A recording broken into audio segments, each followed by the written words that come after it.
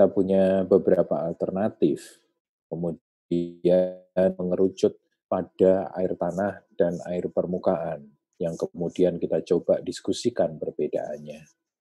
Betulnya alternatif yang lain, kita punya masih beberapa. Tapi tentu saja pengerucutan itu karena didasarkan kepada pemikiran tentang visibility atau kelayakannya untuk menjadi bahan baku, air baku, untuk kemudian diubah menjadi air bersih. Kita sudah mendiskusikannya tentang air tanah dan air sungai.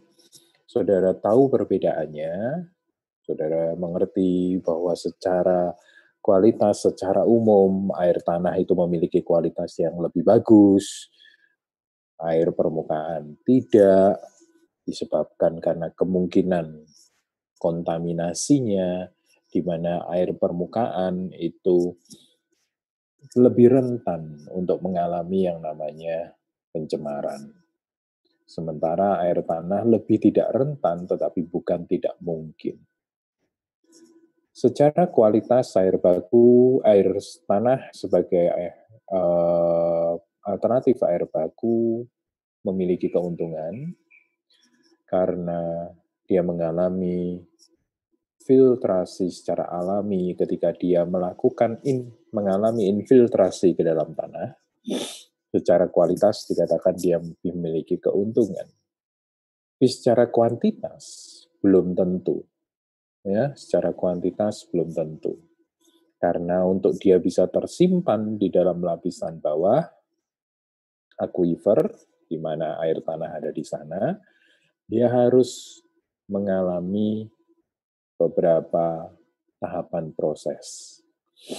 Tetapi kalau air permukaan, ya, dia lebih langsung. Jadi ketika dari presipitasi, dia mengalir, dia di sungai sebelum bermuara ke laut.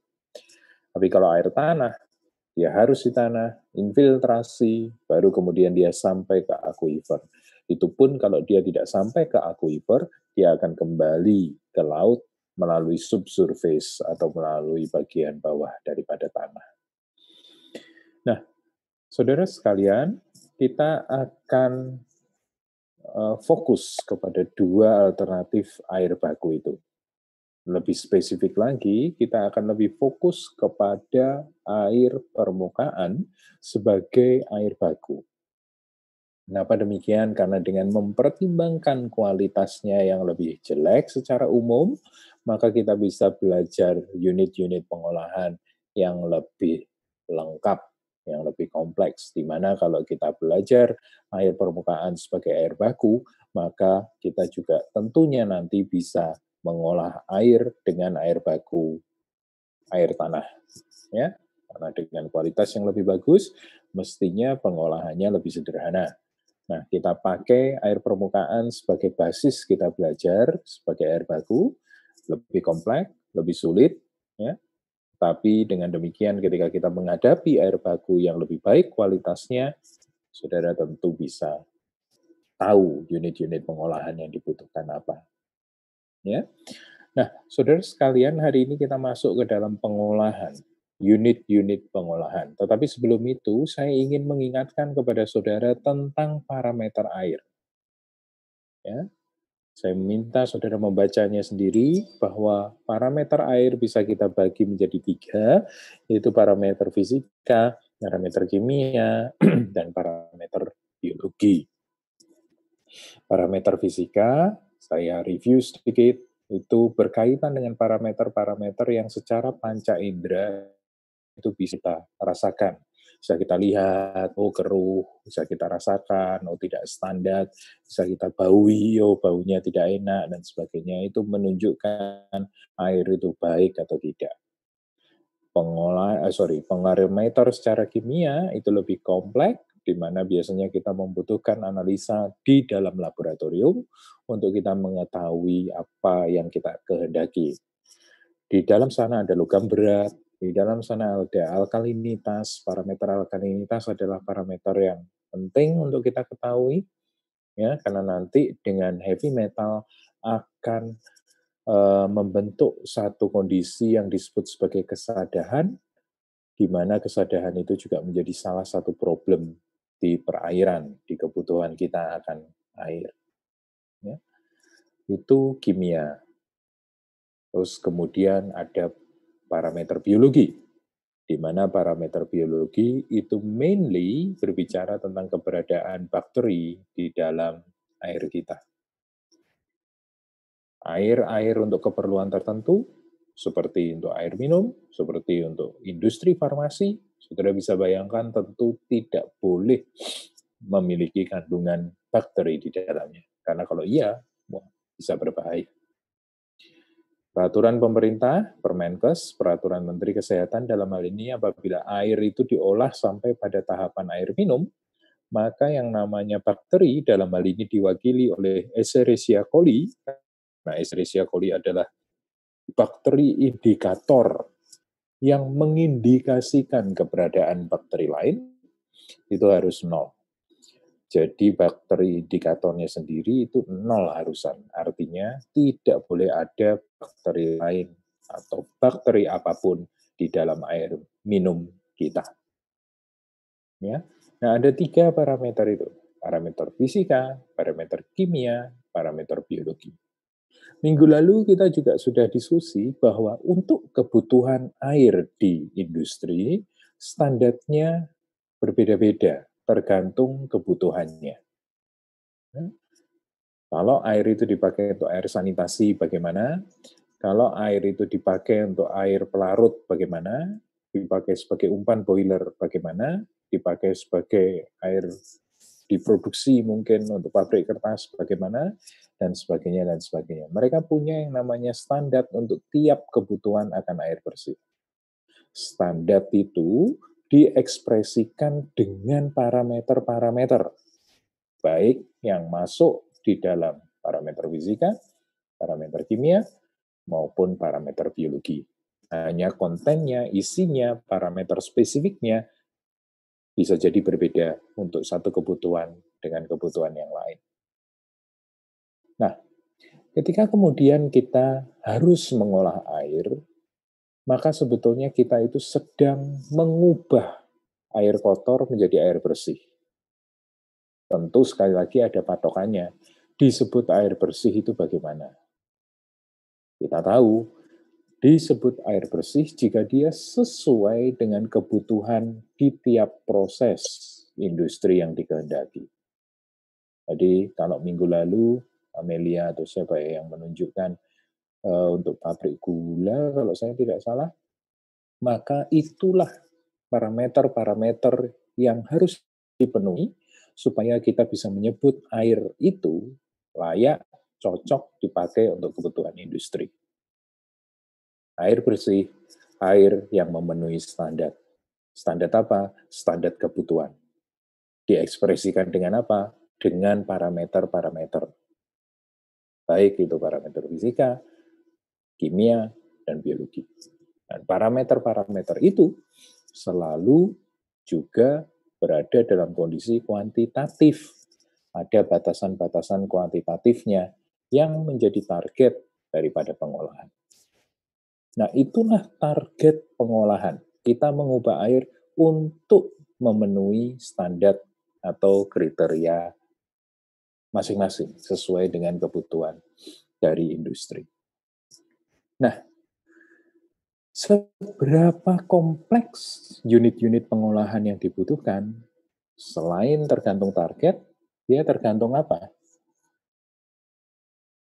Jadi semakin kompleks tidaknya satu kebutuhan, satu unit pengolahan maksud saya, itu ditentukan dari yang mau dituju sama apa? Apalagi yang berpengaruh terhadap kompleksitas pengolahan, kira-kira, menurut saudara?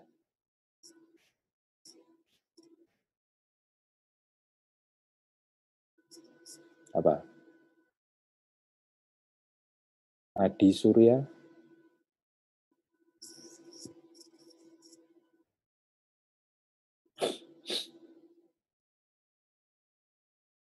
Kompleksitas pengolahan air bersih ditentukan selain dari target akhir yang mau dicapai, ditentukan oleh apa juga? Kurang tahu, Pak. Belum. Kurang tahu, Adi Surya. Ya. Oke. Michael Stefanus. Kurang tahu, Pak. Halo, tidak kedengaran. Kurang tahu, Pak. Kurang tahu. Stevie Angelina.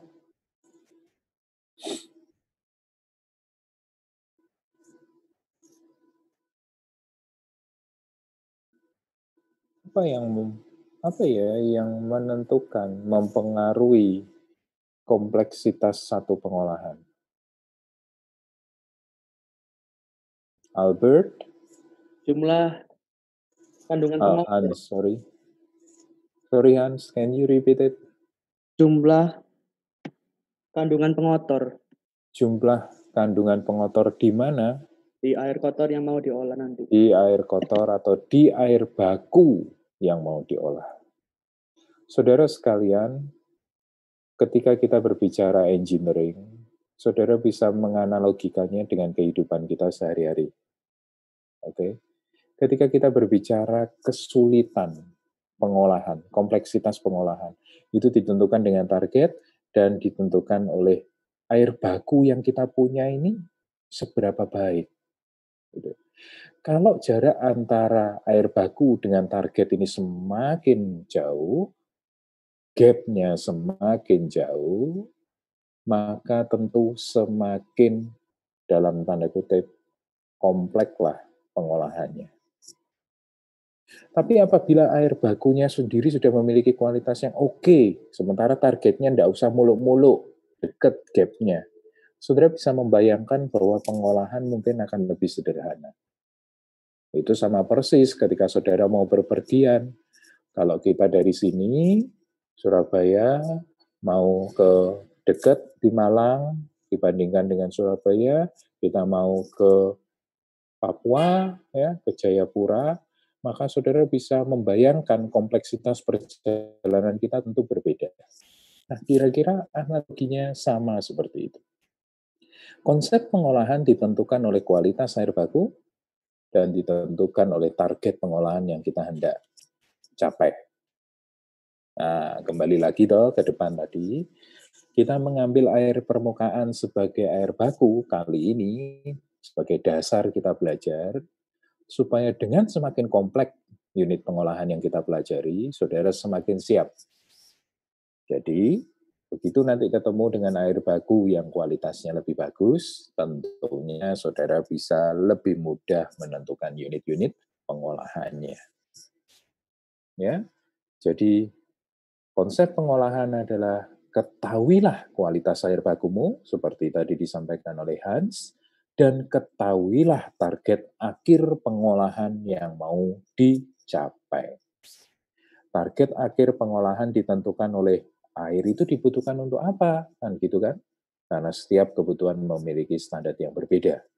Sementara kualitas air baku ditentukan oleh dari mana air baku itu diperoleh, bagaimana lingkungan sekitarnya, ya, dan tentu saja dilengkapi dengan analisa laboratorium untuk mengetahui data-data kuantitatif dari parameter-parameter air yang dibutuhkan. Ya, ini penting supaya setiap kali saudara mendesain, saudara mengawali dengan langkah itu. Nah, saudara sekalian, berbicara tentang pengolahan dengan air permukaan sebagai air baku,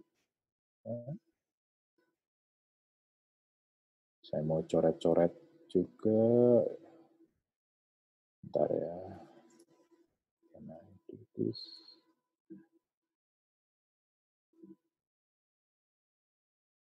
Oh.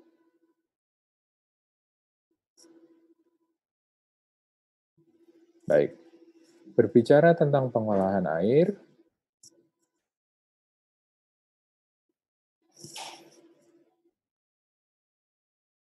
saya memiliki satu flow proses. Ini bukan satu proses yang saklek bahwa pengolahan air itu harus terdiri dari ini, tapi ini adalah overview secara general. Ingat, ketika kita berbicara masalah pengolahan, unit pengolahan apa saja yang dibutuhkan, pemicunya adalah pengotor apa yang mau disisihkan. Baru kemudian kita memilih unit pengolahan yang sesuai. Gambar ini adalah overall picture tentang unit-unit pengolahan yang secara umum kita jumpai di lapangan. Yaitu apabila kita punya air baku, ya, di sana ada screen atau barak, nanti kita akan pelajari itu. Terus kemudian ada equalization tank, ya. Kemudian ada koagulasi, flokulasi, saudara beberapa mungkin sudah mengenal. Ada sedimentasi, terus kemudian ada filtrasi, ada unit disinfeksi di sana, ya. Terus kemudian ada reservoir. Reservoir ini adalah tangki penyimpanan, kalau di pabrik itu gudang barang jadi.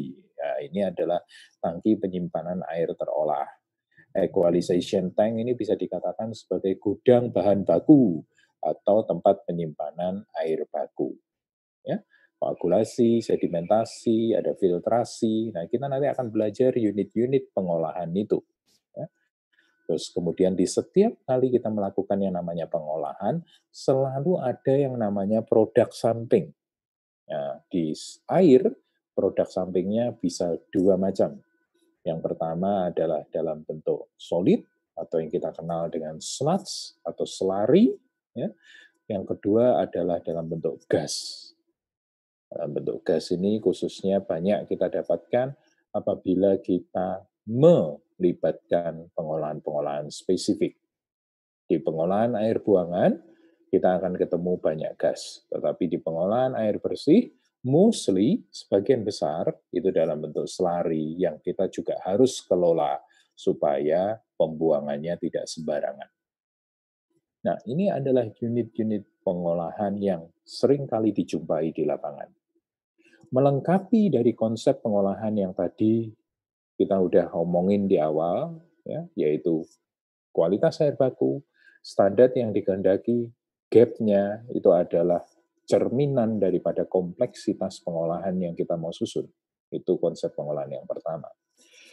Konsep pengolahan air yang kedua adalah bahwa pengotor-pengotor itu disisihkan mulai dari pengotor-pengotor yang makro secara ukuran, itu disisihkan di bagian awal, dan kemudian di bagian selanjutnya, di bagian akhir. Jadi bagian awal itu bisa berbicara ini, jadi kalau ini adalah air baku, ya, ini adalah unit pengolahan awal, di awal-awal, yang disisihkan itu adalah pengotor-pengotor yang memiliki ukuran makro. Semakin ke belakang, semakin unit pengolahan berlanjut ke belakang, maka pengotor-pengotornya tidak lagi yang makro, tetapi yang mikro, atau yang terlarut bahkan. Kenapa demikian? Kok makro dulu disisihkan, mikro belakangan? Kok tidak mikro dulu? Contoh, disinfeksi. Kenapa kok di sini? Kok nggak di sini aja disinfeksinya di awal? Menurut saudara kenapa?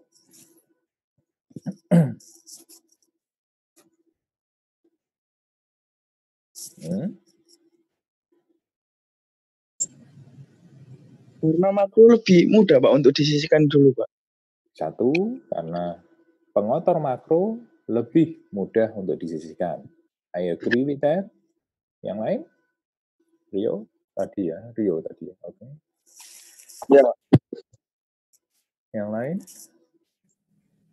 Kalau desinfeksinya taruh di awal, Pak, nanti bakal gak efisien. Karena terlalu banyak kotoran-kotoran yang besar juga harus didesinfeksi. Oke. Baron mengatakan sebagai contoh mengambil dari pertanyaan tadi, saya tadi, bahwa apabila disinfeksi ditaruh di awal, dia tidak akan efisien karena porsi disinfektannya itu akan semakin banyak. Ya. Masih terkait dengan disinfeksi, selain yang tadi Feren katakan, memangnya dengan keberadaan partikel-partikel pengotor makro itu akan mengganggu disinfeksi ya?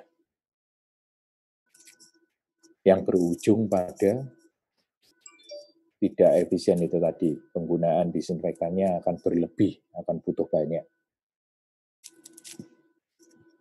Kalau ada pengotor-pengotor makro, kita disinfektan, mengganggu. Betul ya, mengganggu ya.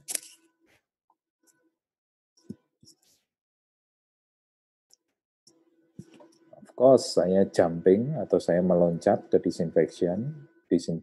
Disinfection ini di akhir, tapi saya beranggapan saudara pasti tahulah disinfeksi itu apa, kan gitu kan, walaupun nanti tekniknya kita pelajari. Tapi saudara udah kerasa-kerasa lah disinfeksi itu apa, kan gitu ya. Kalau dia ditaruh di awal tidak efisien. Kenapa? There are too many inhibitor. Ya, ada terlalu banyak pengganggu untuk si disinfektan itu bekerja dengan optimal. Ya, satu ukuran makro, pengotor makro itu lebih mudah untuk disisihkan. Dua, pengotor makro itu akan mengganggu penyisihan pengotor mikro apabila tidak disisihkan terlebih dahulu. Oleh karena itu, peta pengolahan air, baik itu di air bersih maupun untuk air buangan, selalu demikian. Bahwa pengotor-pengotor yang makro, ini kita berbicara ukuran, dia disisihkan terlebih dahulu. Semakin ke belakang, maksudnya semakin ke belakang ini, kalau ini adalah alur pengolahan, ini awal, ini akhir, maka semakin ke belakang itu semakin ke sini, kita akan melawan dalam tanda kutip pengotor-pengotor yang lebih kecil ukurannya atau bahkan terlarut. Ya, so you remember kita punya konsep seperti itu. Jadi jangan pernah mendesain unit pengolahan, loh, disinfeksi di awal. Padahal airnya keruh sekali. Masih banyak yang namanya suspended solid ada di situ. Maka saudara hanya akan menghabiskan uang untuk disinfektan yang berlebih. Ya, itu hal yang harus ada di benak kita ketika kita berbicara air. Dua hal itu. Nah, mari kita kembali ke unit-unit pengolahan ini. Kita akan belajar unit-unit pengolahan ini satu demi satu. Oke, tetapi dua poin konsep pengolahan itu tadi saya harap terus ada di benak saudara untuk menjaga alur berpikir kita. Ya, supaya ketika kita belajar step by step saudara itu semakin komplit. Oh oke, tambah ini. Oh oke, oh ini berarti untuk ini. Oke. Sehingga saudara bisa mainkan puzzle-nya sendiri tetapi dengan konsep desain, dasar desain yang benar. Nah, mari kita satu demi satu membicarakan unit-unit pengolahan ini. Nanti mungkin ada tambahan selain yang ada di dalam gambar saya ini. Screen itu hampir pasti dikatakan selalu ada di dalam unit pengolahan, khususnya pengolahan air bersih. Sebelum kita berbicara screen lebih lanjut, saya ingin berbicara di raw water. Ingat, kita menggunakan air permukaan sebagai basis kita belajar kali ini. Air permukaan berarti air baku itu dari sungai, dari danau, sungai paling umum, ya.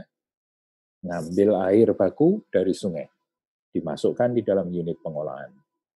Nah, sebelum bar screen kita bahas, ada satu unit pengolahan yang kita sebut sebagai intake, bangunan penangkap air yang seringkali kita jumpai di pinggir sungai. Ini kemarin saya diajari teman-teman PPAB untuk coret-coret itu, oke ini.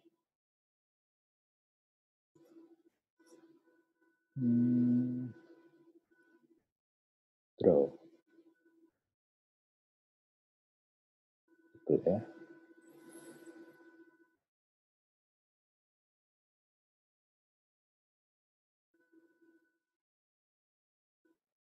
Oke, let's say ini adalah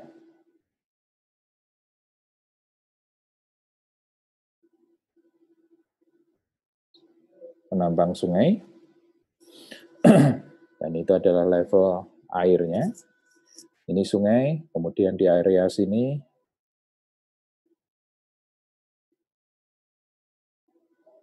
oke, let's say itu adalah area pengolahan kita. Nah, air permukaan, air sungai, ini adalah air baku. Biasanya di pinggir sini, kita punya yang namanya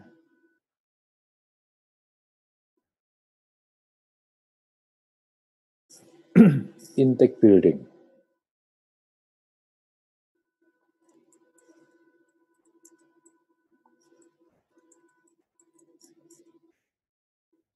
Intake building bertujuan untuk mengambil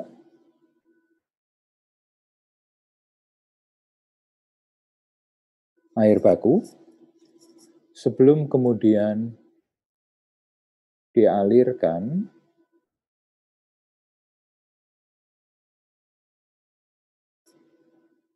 masuk menuju area pengolahan kita. Nah, saya ingin berdiskusi tentang intake building ini dengan saudara. Pembangunan intake building, jadi intake building ini sebetulnya bangunan yang sederhana. Jadi kalau saudara punya tandon di rumah, dia tandon. Cuman di daerah sini yang berhubungan dengan badan air, dia dibuat open, tentu saja, supaya air bisa masuk ke situ kan. Terus kemudian dia pakai pompa untuk mengalirkan air yang terkumpul di dalamnya ke area pengolahan. Di beberapa kondisi, jika topografinya memungkinkan, maka pengaliran air dari intake building ke area pengolahan itu bisa menggunakan gravitasi. Ya, tergantung topografinya. Tapi mostly kalau di Surabaya, ya, di area-area industri, dia pasti pakai pompa. Nah, itulah intake building. Dia terbuka. Loh, kondisi sungai ini menurut saudara bersih atau buruk toh? Atau kotor toh? Kalau sungai, katakanlah di Surabaya. Cukup kotor, Pak. Oh ya, Pak, ini memang nggak di-record, Pak ya? Oh, saya lupa. Aduh. Mana record?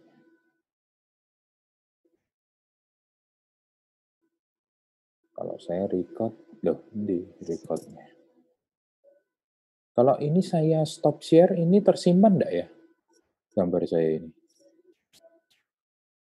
Oh, ini ada save. Oke.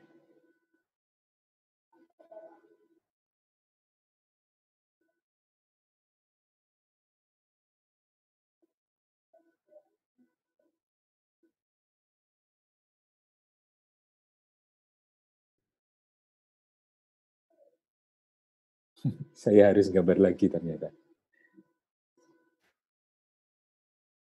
Iya.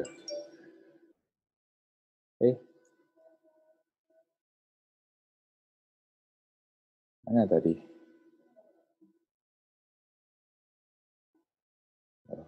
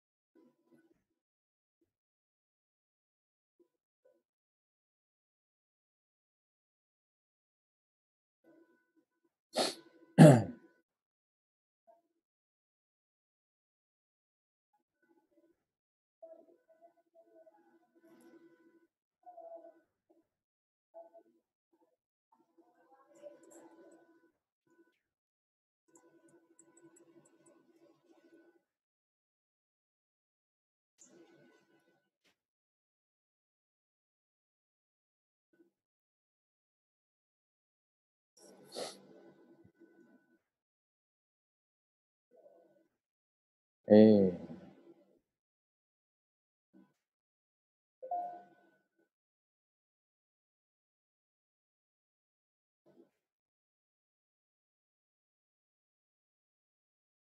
so ini yang saya gambar tadi. Jadi intake building, saudara sekalian, adalah bangunan penangkap air baku. Seperti ini. Jadi ini adalah penampang sungai, kemudian itu adalah intake building-nya, maka dia mengambil air dari tempat di mana air baku itu tersedia, dari badan air, dari sungai, kemudian dipompakan menuju area pengolahan. Ya. Apabila kondisi topografinya memungkinkan, maka proses pengaliran itu bisa melakukan dengan menggunakan gaya gravitasi. Tapi sebagaimana yang tadi saya katakan, kalau di daerah hilir atau di daerah di mana industri banyak berdiri, di Surabaya sebagai contoh, maka rata-rata memakai pompa. Nah, intake building adalah satu bangunan yang sederhana, jadi ada bukaan di sana di mana air bisa masuk ke dalam yang namanya bangunan itu sebelum kemudian dipompakan ke area pengolahan. Nah, tadi saya tanya, air permukaan ini kualitasnya gimana? Baik, buruk? Mayoritas Pak. buruk, Pak. Buruk ya? You can imagine what kind of pengotor yang ada di dalam sungai. Macam-macam. Kalau kita berbicara tadi ukuran makro ke mikro, makronya sendiri itu bisa macam-macam. Saudara bisa menemukan balok kayu di sana, tas kresek di sana, maybe. Kita berharap itu tidak terjadi, tapi unfortunately di Indonesia orang masih rendah penghargaannya atas lingkungan. Ya, termasuk salah satunya adalah beranggapan bahwa sungai ini adalah tempat sampah. Kenapa? Ya karena begitu mereka buang sampah, si sampahnya ikut mengalir dengan aliran, hilang dari pandangannya, dianggap beres. Nah, di sungai kita menemukan banyak pengotor yang berukuran makro, berukuran mikro. Berukuran makro itu variatif juga. Bahkan dulu waktu saya pernah yang namanya patroli air dengan teman-teman LSM di daerah Jagir sana, itu ada yang namanya bantal, guling, kasur itu ya dibuang di sungai. Serius. Ya? Celana yang udah nggak dipakai, tas mungkin yang udah robek, macam-macam pokoknya sungai itu dipikir adalah tempat pembuangan yang bagus. So you can imagine yang namanya sungai, khususnya di Indonesia, itu masih seperti itu nasibnya. Di sisi lain kita membutuhkan airnya untuk air baku bagi yang namanya pengolahan air bersih kita. Nah, jika pengotor itu ada di dalam sungai, sementara air itu harus ditangkap, terus kemudian dibawa ke area IPAL, area pengolahan air bersih, IPAL air limbah ya, air bersih, maka apa yang harus ada di bangunan intake building ini?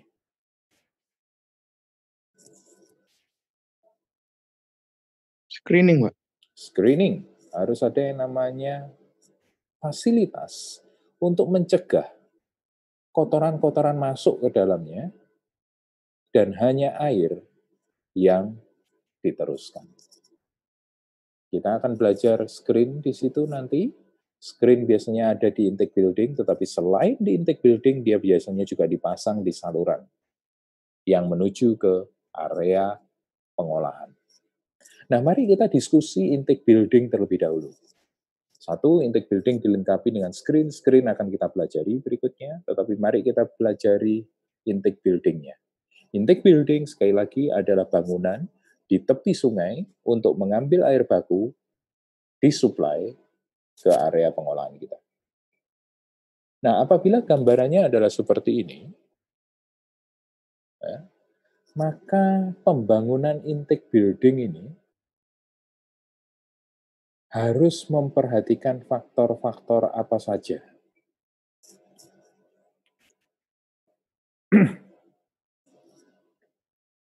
Faktor-faktor apa saja yang harus diperhatikan untuk kita membangun intake building?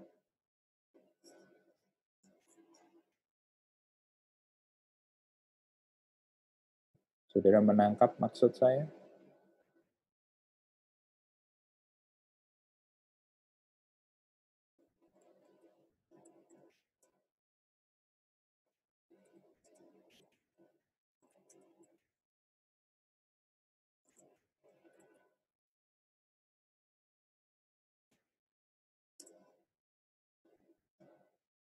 kapasitasnya mungkin, Pak. Kapasitas apa? Jadi besarnya intake building yang mau kita pakai harus menyesuaikan besarnya sungai yang di situ, Pak. Eh, masih abstrak. Siapa tadi? Rio ya? Masih abstrak. Menentukan dengan besarnya sungai, iya. Tapi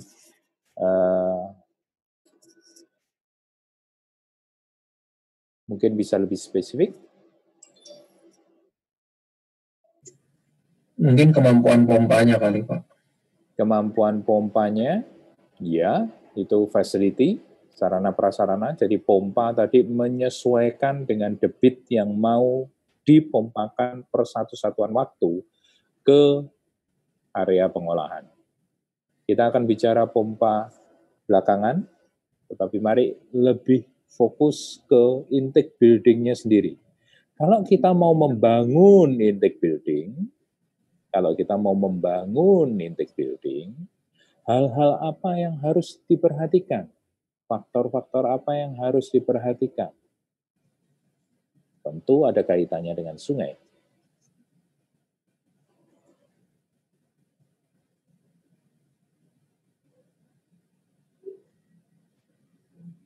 Apa? Mari merenung sejenak.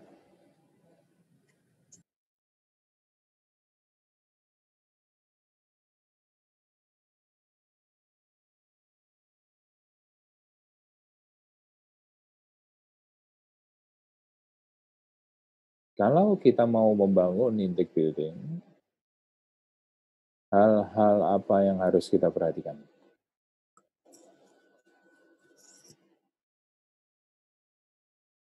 Rio dan Veron tadi menuju ke sana, tapi mungkin bisa lebih spesifik. Harus memikirkan kualitas air dulu. Not really, karena intake building nothing to do dengan kualitas. Kedalamannya, Kualitas Pak. di sini, kedalaman apa? Sungai dan intake buildingnya mau di mana? Okay, so you have to consider kedalaman sungai. Kenapa kedalaman sungai perlu kita perhatikan?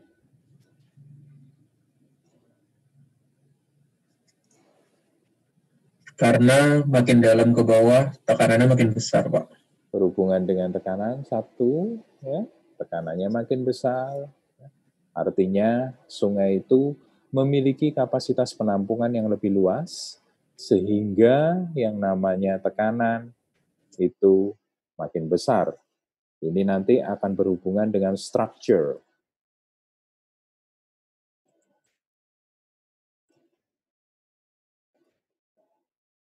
Ya, satu itu.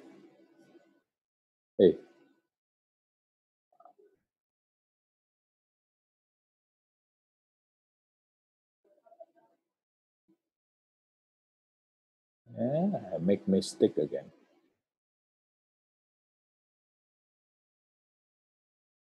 Yang berikutnya? Oke. This one.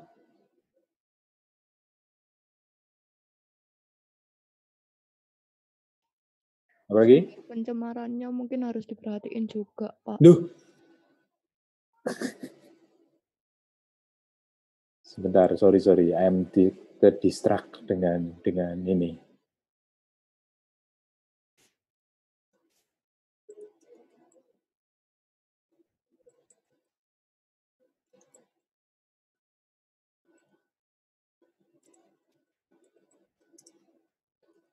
Satu, kedalaman sungai. Ini berhubungan dengan struktur, fondasi, bentuk. Sorry, tadi ada yang ngomong apa? Sumber pencemaran mungkin, Pak. Sumber pencemaran, not really. Sekali lagi, intake building belum berhubungan dengan kualitas. Ya, berhubungan dengan kualitas, yaitu screen itu tadi, ya. Tetapi itu pun hanya makro. Tujuan daripada intake building ini adalah supaya selalu kita punya air. Kan gitu kan? Supaya supply ke area pengolahan itu selalu ada. Kedalaman sungai bisa dielaborasi lebih dalam lagi selain struktur atau fondasi. Apa? Lokasinya Pak, berarti harus di dasar sungai supaya selalu ada suplai air. Good. Tapi saya mau minta Feren hati-hati, yang lain juga, tapi ini isu yang menarik. Jadi bayangannya adalah, oh kalau gitu intake building dibangun semakin dalam aja, di dasar sungai saja. Gitu ya. Bisa boleh, bisa tidak. Ya. Karena kalau dibangun di dasar, maka jaminan untuk mendapatkan airnya itu lebih besar. I agree with that. Tetapi ada hal yang membatasi kenapa dia kadang tidak boleh terlalu dasar. Atau di dasar tidak dianjurkan. Kenapa? Arusnya, Pak. Arusnya, not really. Arus nanti akan berbicara di sini juga ya. Ini kalau saya klik, kira-kira hilang lagi nggak ya? Kalau di dasar pengotor makronya banyak, Pak. Jadi pasir-pasir juga yang terkena arus juga mungkin tersedot juga. Ya, oke. Jadi saya setuju itu. Ketinggian endapan harus kita perhatikan. Karena apabila saudara punya ketinggian endapan terus kemudian intake building-nya di sana, maka dia juga akan nyedoti atau ngambil yang namanya endapan itu. Yang kita tidak kehendaki. Ya, setuju. Terus apa lagi? Posisi intake di sepanjang sungai. Maksudnya Kenapa? milih mau ditaruh di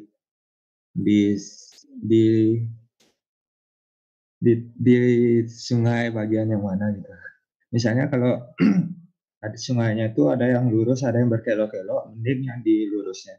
Supaya alirannya itu nggak turbulen, terlalu benturan gitu lah. Oke. Jadi berbicara masalah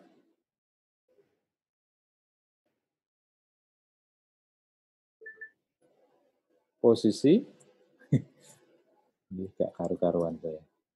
Posisi intake sesuai dengan saya sebut apa ya? Sesuai dengan topografi sungai maybe. It's not topography by the way. Apa ya, kelok-kelok itu tadi ya. Terus, apa lagi?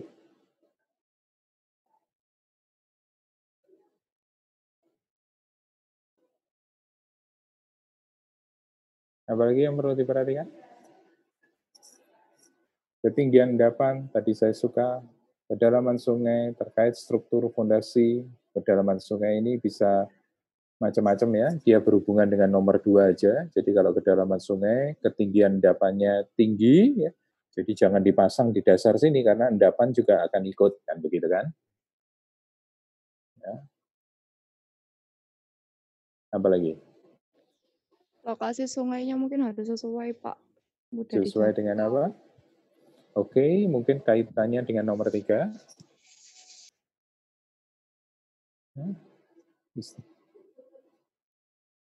Topografi, geografi dari sungai.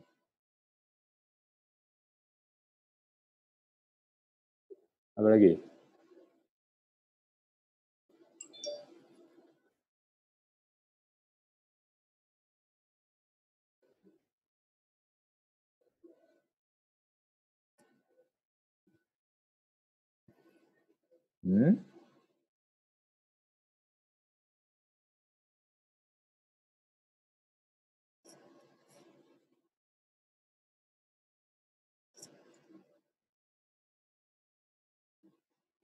Pisau.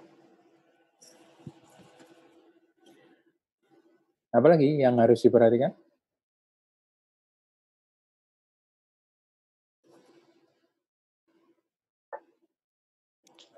Debit air yang akan diambil mungkin, Pak. Good, debit air yang akan diambil. Ya, tadi berhubungan dengan pompa yang Feren katakan, tapi saya mau ngomong yang lain dulu sebelum ngomong pompa. Debit air di dalam sungai dipengaruhi oleh apa? Kedalaman, Pak.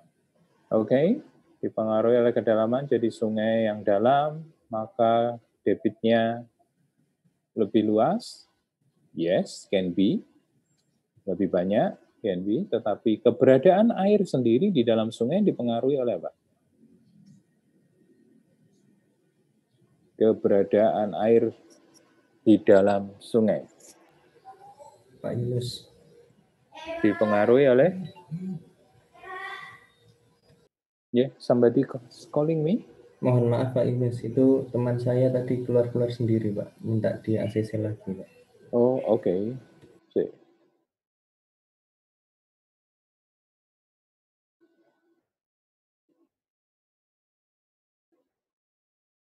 Deh.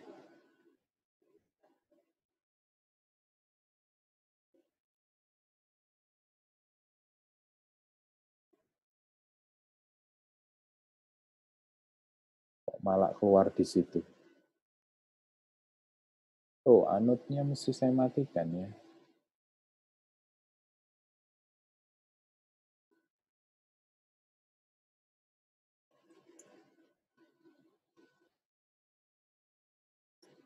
Oke.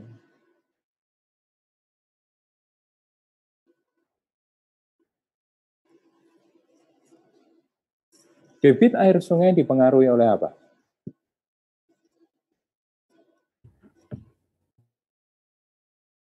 Debit air sungai dipengaruhi oleh kedalaman tadi Pak, debit air sungai Pak. Debit air sungai dipengaruhi oleh kedalaman. Oh, airnya. Ya. Kemiringan dari sungainya, Pak. Oke, itu berbicara aliran ya. Tapi debitnya sendiri dipengaruhi oleh apa? Air di sungai. Air sungai itu banyak sedikitnya air dipengaruhi oleh apa? Mungkin itu pertanyaannya ya. Mungkin saya kurang itu. Curah hujan mungkin Pak. That's it. Faktor cuaca. Ya? Lebar sungainya. Oke. Lebar dan Jadi dalam. lebar dan dalam sungai adalah dimensi tampungan atas air yang ada di dalam sungai.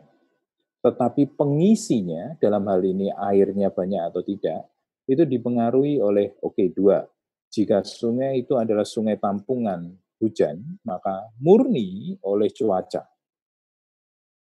Tapi kalau sungai itu adalah sungai yang sumber airnya adalah dari mata air, maka keberadaan air di sungai itu dipengaruhi oleh besar kecilnya mata air, debit yang keluar dari mata air.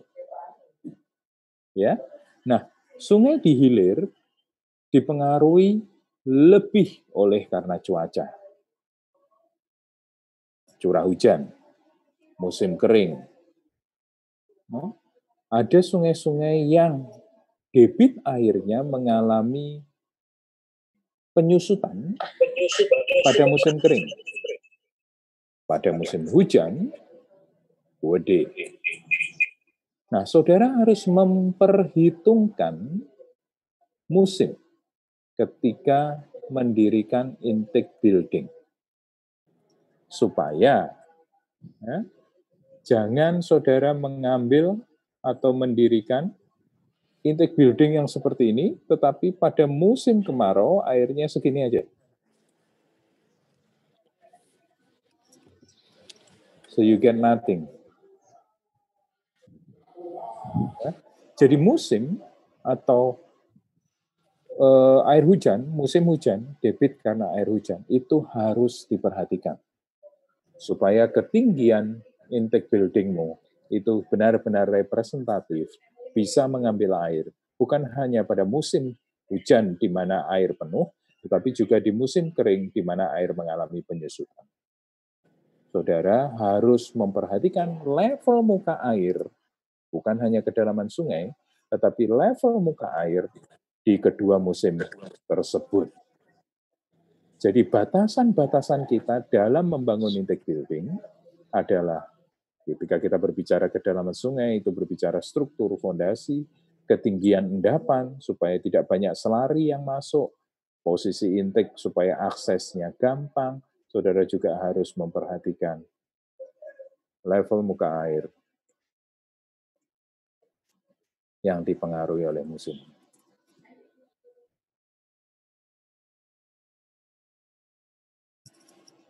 Ya. Nah, musim ini, khususnya pada musim hujan ketika debit juga tinggi, juga akan berhubungan dengan nomor 1 juga. Saudara, kalau airnya besar, tekanannya besar atau enggak? Sudah diomongin Feren sih ya. Semakin besar. Artinya apabila pada debit maksimum pada musim hujan, saudara harus tahu berapa alirannya, supaya jangan mempertimbangkan struktur atau kondisi pada kondisi yang minimum.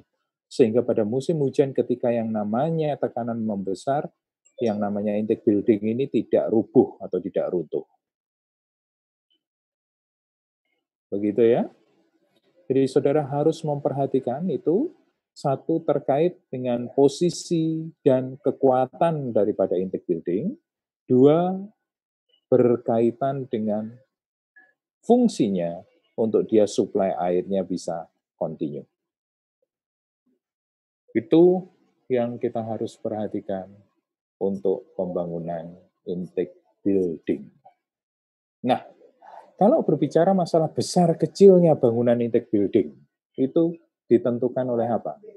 Saya mau membangun intake buildingnya 2x2x3, 2 panjang, 2 lebar, 3 kedalaman. Atau saya mau membangun intake building saya 5x5x5, katakanlah. Selain tergantung dari sungainya, muka airnya, besaran dimensi dari intake building, kita bangun dengan memperhatikan apa? Banyak debit yang mau kita ambil. Banyak debit yang mau diambil atau disalurkan ke area pengolahan. Ya, dan itu berhubungan dengan yang namanya pompa. Saudara, jarak ini kan variatif toh. Saya pernah ya mendampingi satu industri yang mau berdiri di daerah mana? Margo dekat Juanda sana. Jarak antara sungai dengan area pengolahannya itu lebih dari 2 km.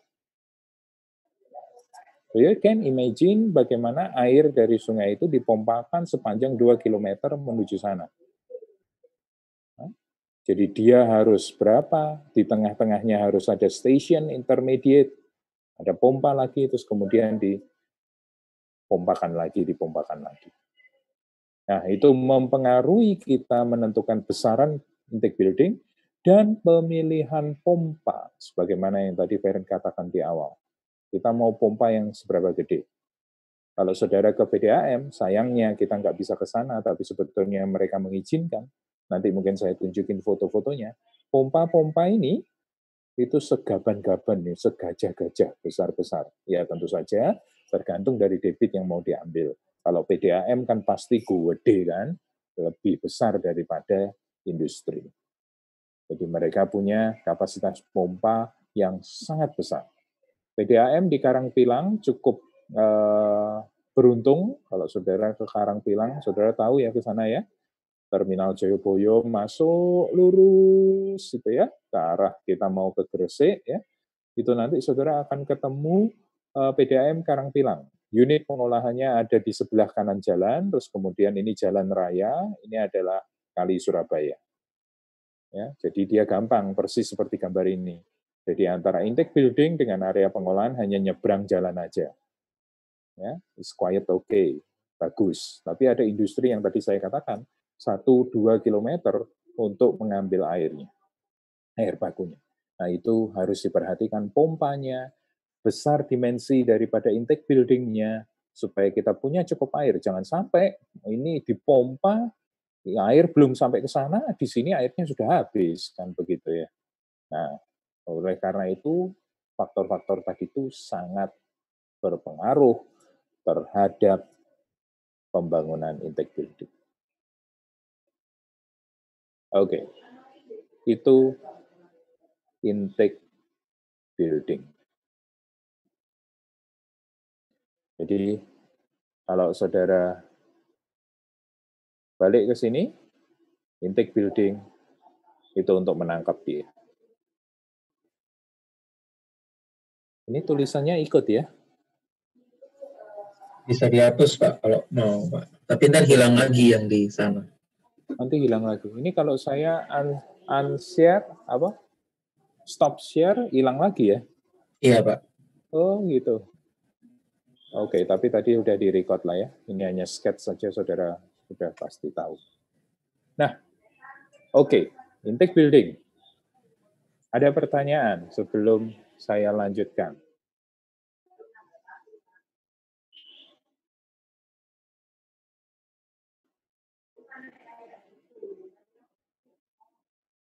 Ya, kalau nggak ada, saya lanjutkan dulu ya. Nah, saudara sekalian, tipe pengolahan juga bisa kita bedakan menjadi 3 macam.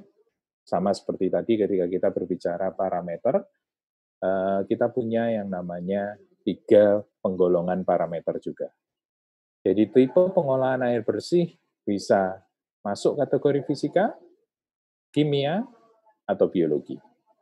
Di pengolahan air bersih kita akan banyak deal dengan fisika dan kimia.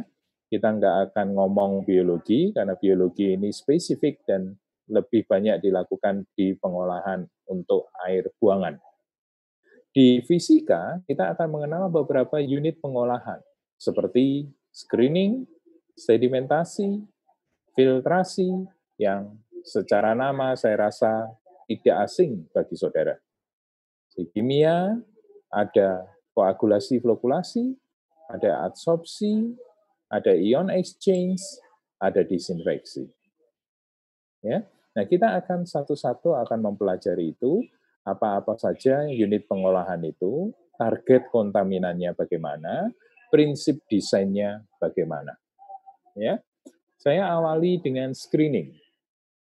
Screening bisa dikatakan sebagai unit awal sekali. Ya. Dia bisa dipasang di intake building, dan juga dipasang di saluran menuju area pengolahan. Screening memiliki tujuan mengeliminasi kotoran-kotoran berukuran makro. Ya, kotoran yang berukuran makro tadi saya sudah jelaskan macam-macam. Dan jangan heran, di sungai kita masih menemukan banyak sampah seperti ini. Kita berharap tidak lagi, semakin tidak, dan tidak di masa mendatang, di generasi saudara dan sesudahnya. Disebut pengolahan fisika karena prinsip pengolahannya itu berdasarkan prinsip fisika biasa, dengan mekanika fluida di dalamnya. Di beberapa unit pengolahan, screening ini punya nama yang lain, seperti barak. Ya, kenapa kok disebut barak? Nanti kita akan lihat gambarnya, atau gambarnya dulu ya. Ini dia.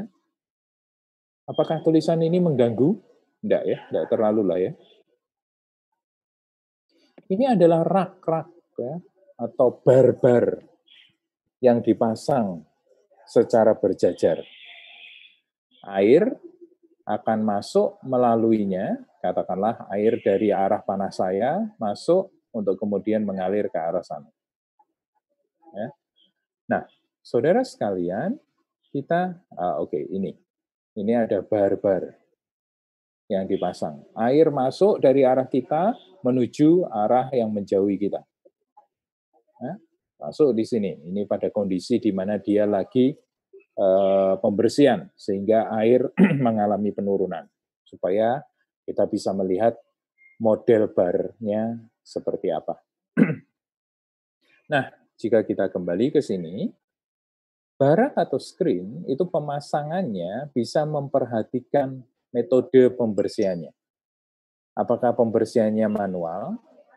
Manual itu ya saudara memakai garpu, ya, ngambili kotoran-kotoran yang nyangkut di sini secara berkala.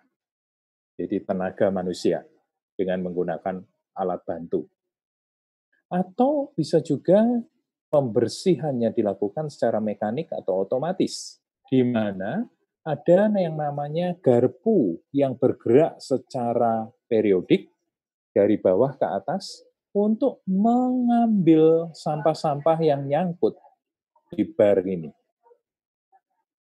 Semakin lama, ketika air itu semakin banyak yang tersaring, kotoran kan semakin banyak toh yang nyangkut di sini toh, sehingga dia perlu dibersihkan. Nah, pembersihannya itu yang bisa dilakukan secara manual atau bisa dilakukan secara otomatis.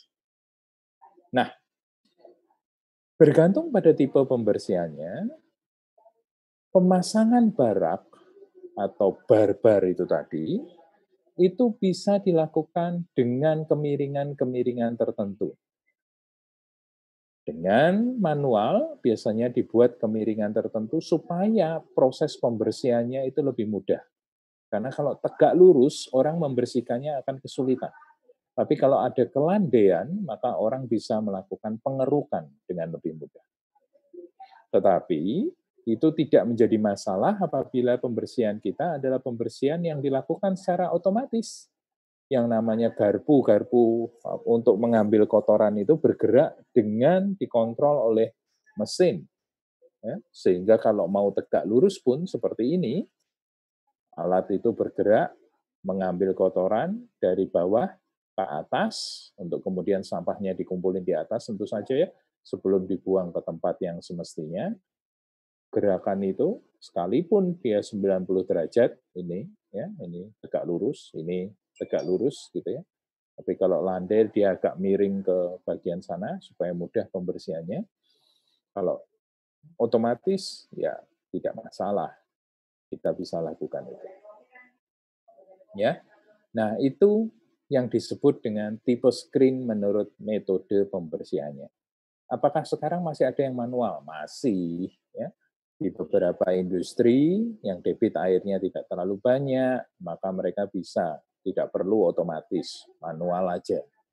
Tapi apabila seperti PDAM, ya, kebutuhan airnya banyak dan harus kontinu, ya, maka yang namanya manual ini mulai ditinggalkan. Di PDAM yang lama, seperti PDAM Ngagel, masih dijumpai ada bar screen barak yang pembersihannya manual. Tapi di yang modern, mereka sudah pakai yang namanya otomatis bar screen. Yang kedua, berbicara masalah bukaan. Bukaan itu apa? Bukaan itu ini, jarak antar bar. Ya. Kalau saudara melihat barak, bar screen, mereka bekerja sebetulnya sama prinsipnya dengan filtrasi, kan begitu kan? Jadi ukuran besar dihalangi, tidak diizinkan masuk, yang diizinkan masuk hanya yang ukuran kecil atau air itu sendiri sebetulnya. Pengotor besarnya tertahan. Nah, bukaan antar bar tentu saudara bisa atur. Biasanya general agreement-nya seperti ini. Disebut bukaan kasar apabila lebarnya antara 5 sampai 15 cm. Bukaan sedang 2 sampai 5 cm. Bukaan halus kurang dari 1 cm. Nah, pemilihan bukaan ini menurut saudara didasarkan apa toh? Sumber pengotornya, Pak. Sumber pengotornya. Can you specify, Vero? Mungkin posisi dari air permukaan yang mau diambil di mana. Kalau di perkotaan mungkin harus bisa lebih dipersempit karena kotorannya lebih banyak atau gitu. Oke. Pemilihan bukaan itu tergantung daripada polutan atau kontaminan yang kita mau sisihkan. Tetapi pemilihan bukaan juga memiliki konsekuensi pada pembersihan. Ngerti maksud saya? Jika bukaannya semakin halus, dia semakin harus sering dicuci atau frekuensi pencuciannya lebih sering atau tidak? Sering. Lebih sering. Kenapa? Karena lebih banyak yang nyantol, Pak. Karena lebih banyak yang nyantol dan berakibat pada buntu. Pada cepat buntunya permukaan saringan itu. Dan begitu ya. Dan itu juga lah yang menentukan pembersihan ini mau manual atau mekanik. Karena kalau frekuensi pencuciannya harus sering dan itu manual, wilah teler. Ya. Nah, itu saudara harus perhatikan. Terkait dengan debit, pengotor, dan frekuensi daripada pembersihannya bagaimana. Nah, saudara sekalian, tentu saja bukaan ini bisa saudara sesuaikan dengan kondisi. Tapi saya jarang menjumpai bukaan kasar yang jarak antar barnya itu mencapai 15 cm, 10 cm itu jarang. Rata-rata 2 cm. Ya, seperti ini. 2, 5 cm, dan sebagainya. Itu yang terjadi. Nah, oke. So, saudara tahu bagaimana fisik atau bentuk daripada bar screen atau barak. Bagaimana konsep atau bagaimana panduan dia untuk memilih terkait tentang mau tegak lurus atau miring, tergantung dari pembersihannya, bukaannya bagaimana, dan sebagainya, dan sebagainya.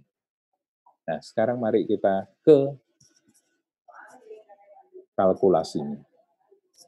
Saudara sekalian, dalam mendesain screen, hal yang perlu kita perhatikan mainly atau utamanya itu berhubungan dengan tekanan. Kenapa?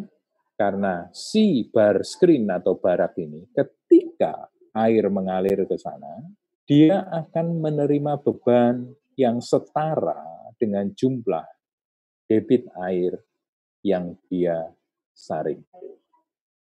Selain itu, agar yang namanya air itu mengalir, tentu ada slope, ada aliran yang membuat ada sebuah perbedaan ketinggian yang membuat aliran air itu bisa bergerak. Perbedaan ketinggian debit itu akan menentukan tekanan yang menimpa bar screen itu. Itu menjadi dasar untuk kita mendesain bagaimana yang namanya bar screen itu harus disusun. Persamaan ini dikembangkan dari Bernoulli yang melibatkan head loss, parameter head loss. Head loss ini bukan kehilangan kepala, tapi head loss ini adalah sebuah parameter yang berhubungan dengan tekanan. Jadi, dia bukan kehilangan kepala, tetapi dia adalah tekanan itu sendiri. Nah, head loss dipakai sebagai parameter untuk mengindikasikan saatnya pencucian screen. Kenapa demikian? Saya tanya kembali ke saudara. Let's imagine, mari kita membayangkan, yang namanya barak ini, semakin banyak pengotor yang menempel di sini. Oke, semakin banyak pengotor yang menempel di sini.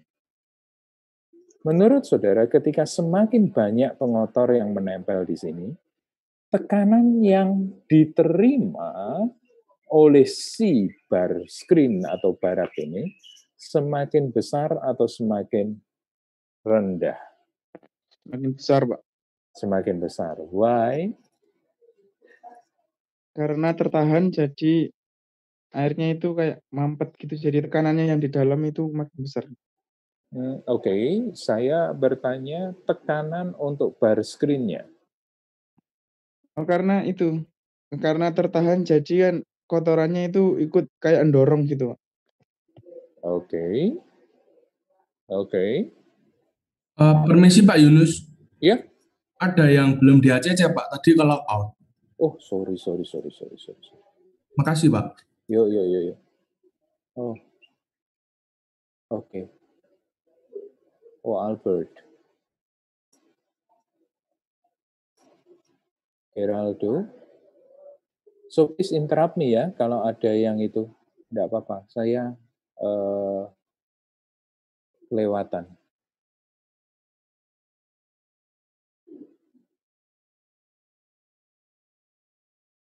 Oke, nah sudah hilang tadi. Gimana tadi? Lebih besar atau lebih sedikit? Lebih besar. Rio ngomong lebih besar. Jika yang namanya pengotor ini semakin banyak di sini. Yang lain setuju?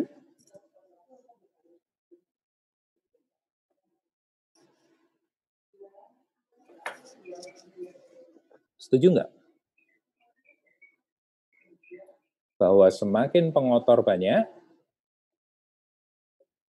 tekanan yang menimpa dia, menimpa barak ini, akan semakin besar. Jawabannya betul. Alasannya apa? Nanti kita lihat dari persamaan itu. Tetapi saudara sekalian, coba kita lihat ya.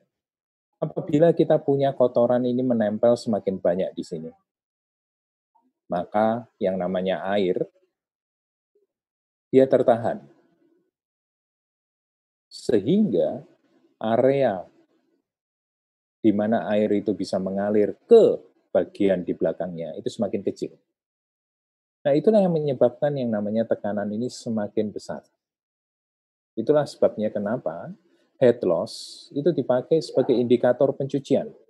Ketika nilai head loss-nya semakin tinggi, sistem memberikan informasi bahwa pengotor yang tertumpuk di barak surface, permukaan barak, itu semakin banyak.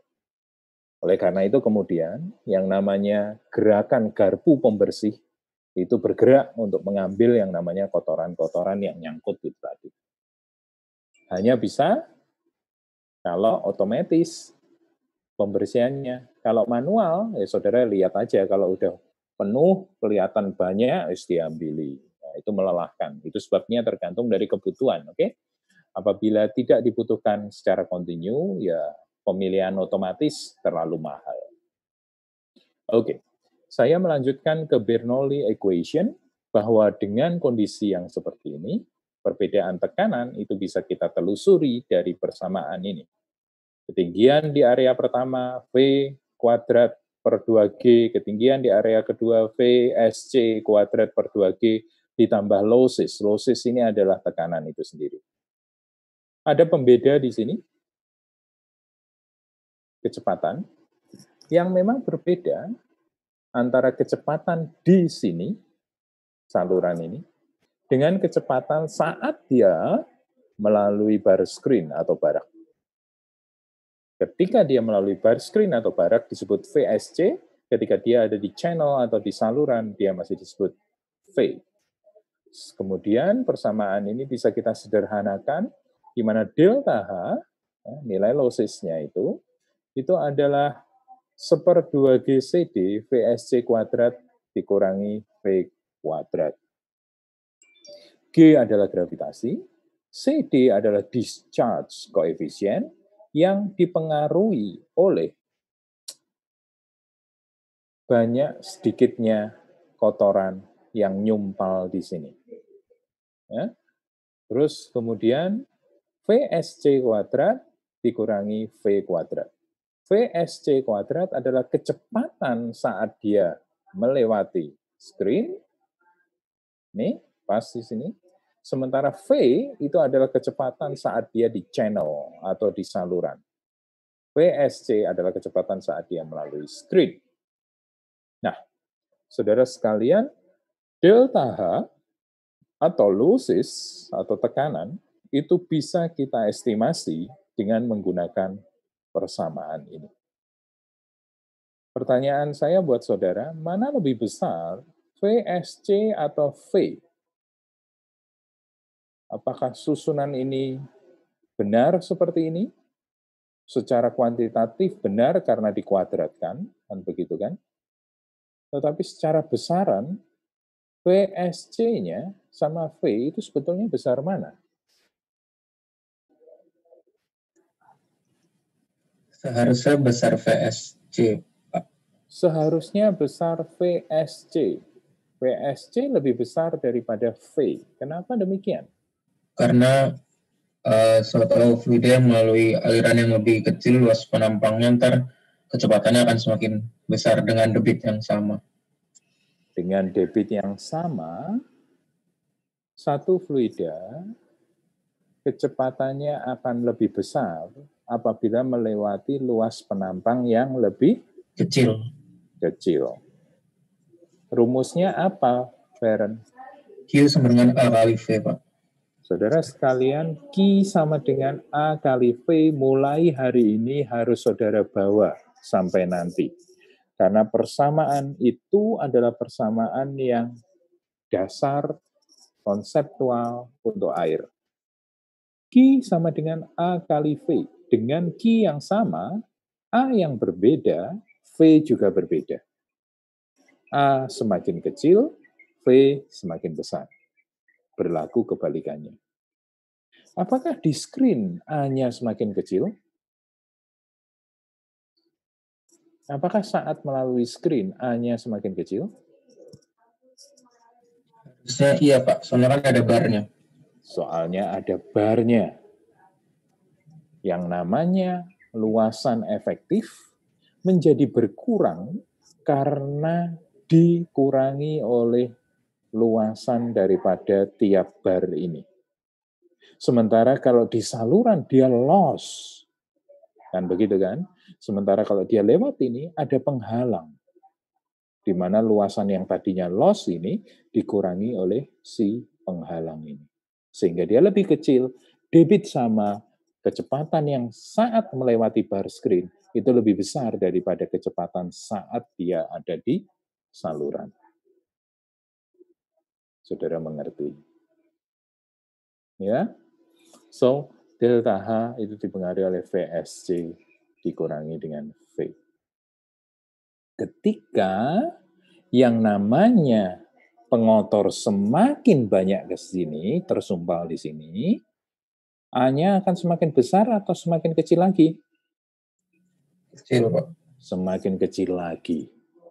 Sehingga V-nya, dalam hal ini VSC-nya, akan tambah gede.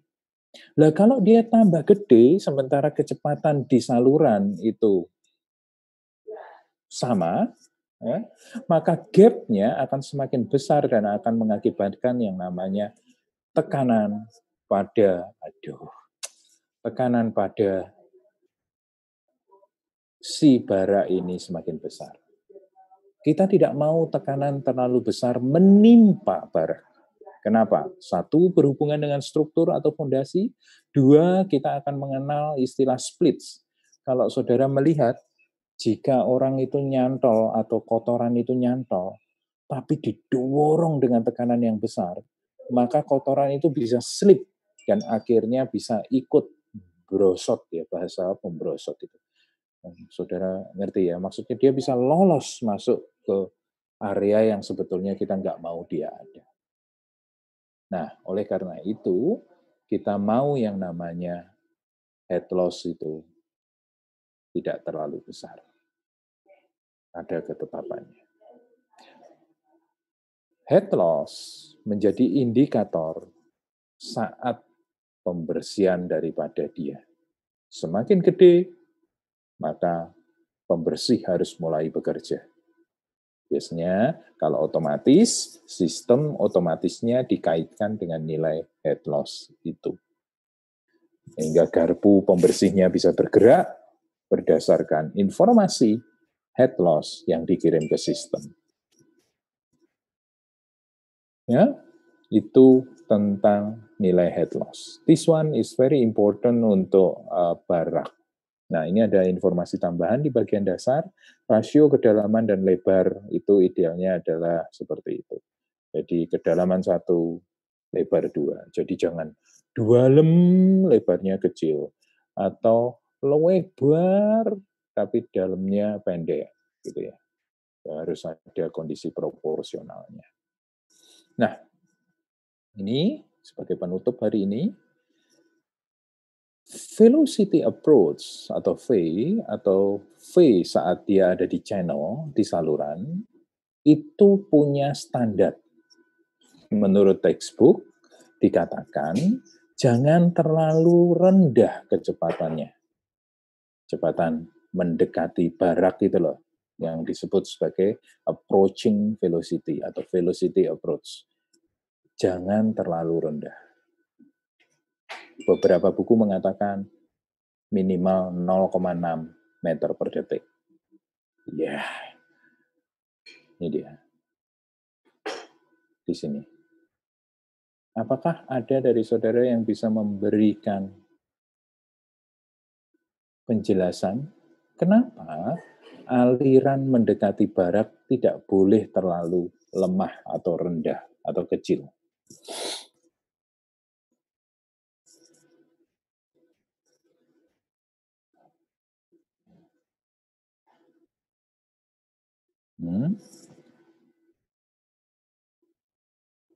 Nih.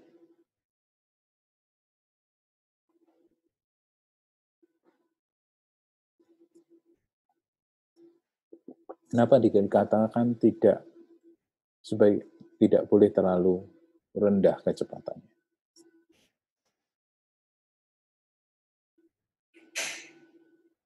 Anyone?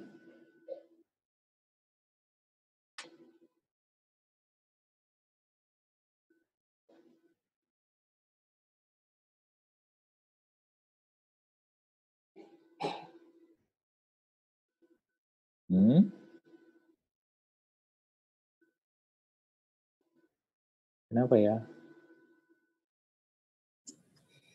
Kalau terlalu kecil takut head loss-nya terlalu besar mungkin, Pak. Kalau terlalu kecil, head loss-nya terlalu besar, akan menjadi semakin besar. Ya. Karena kan di kuadrat, Pak, itu. Ya, itu berpengaruh di sana. Secara hubungannya dengan head loss, betul. Secara operasional, that's very good answer, by the way. Ketika saudara punya ini terlalu kecil, maka gap-nya besar, itu akan menyebabkan terjadinya pembesaran di head loss.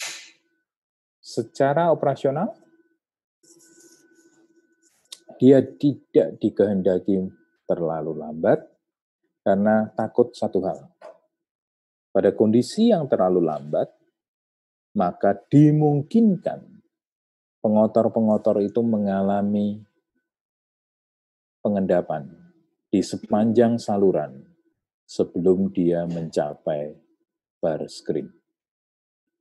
Nanti kita akan belajar di pengendapan kenapa satu partikel bisa mengendap. Dia dipengaruhi oleh velocity horizontal atau velocity dari fluidanya dan dipengaruhi oleh gravitasi yang diakibatkan oleh berat si partikel itu. Kita sudah tahu di awal tadi ngomong bahwa bara atau bar screen ditujukan untuk pengotor berukuran makro yang bisa berkorelasi dengan berat yang semakin besar. Apabila kecepatan approach menuju bara ini terlalu rendah, maka bisa jadi yang namanya pengotor-pengotor itu akan mengalami prematur settlement di channel ini. Padahal tujuan dari channel itu tentu bukan untuk mengendapkan.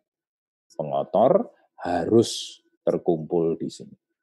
Karena apabila dia tercecer mengendap di sepanjang saluran, saudara bisa membayangkan betapa sulitnya kita melakukan yang namanya pembersihan. Ya? Dia harus ada di sini, dibersihkan sekaligus. Jadi, satu, dia berbicara masalah, jika ini terlalu kecil, you will create bigger head loss, which is kita tidak mau. Kedua, secara operasional, dengan dia semakin rendah, dia terlalu rendah, maka akan terjadi pengendapan yang tidak diharapkan di sepanjang saluran. Karena pengotor-pengotornya yang besar itu tadi. Nah, itu saudara sekalian tentang head loss. So please buat sketch, coret-coret untuk soal ini. Sebelum minggu depan kita akan ngomongin masalah sedimentasi. Ya? Saya untuk hari ini sekian. Ada pertanyaan sebelum kita akhiri? Ini sering terpental-pental gitu ya? Ya tergantung saluran ya. Tergantung koneksi. Ya. Pak, bisa minta tolong dibantu untuk slide-nya, Pak. Maksudnya? Saya ada ketinggalan di slide pengolahan fisika yang screening penjelasannya awal-awal. Ya, maksudnya Hans saya tampilin Iya, betul. sekarang atau oh Nanti diupload apa? iya saya upload. Oh, oke, baik kalau begitu. Ya, makasih, Saya Pak. upload aja ya. Nanti saya upload. Sudah? Oke, mungkin sambil berpikir saudara bisa menunjukkan diri untuk kita foto bersama.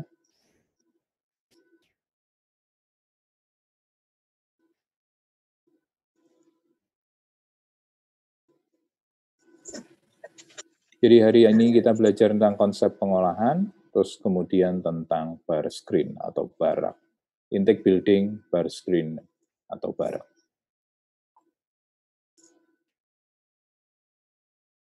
Karya ada 3. Halaman pertama dulu. Good. Yuk. Yang belum menampilkan wajahnya. Pak, permisi, Pak. Ya. Itu ada yang disconnect tadi, Pak. Oh, mana? Oh, di LCC katanya. Iya. Ya.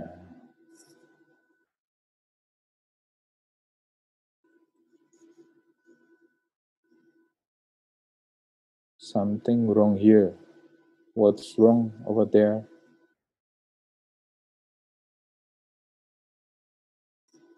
Oke, saya rasa sudah 3. Good. Saudara sekalian, saya akhiri hari ini sampai hari ini. Kita akan ketemu lagi di minggu keempat, minggu depan dengan apa itu namanya? Sedimentasi. Okay? So, thank you for today. See you next week. Makasih, Pak. Makasih, Pak. Makasih, Pak. Terima kasih, Pak. Yuk dong. Pak Yunus.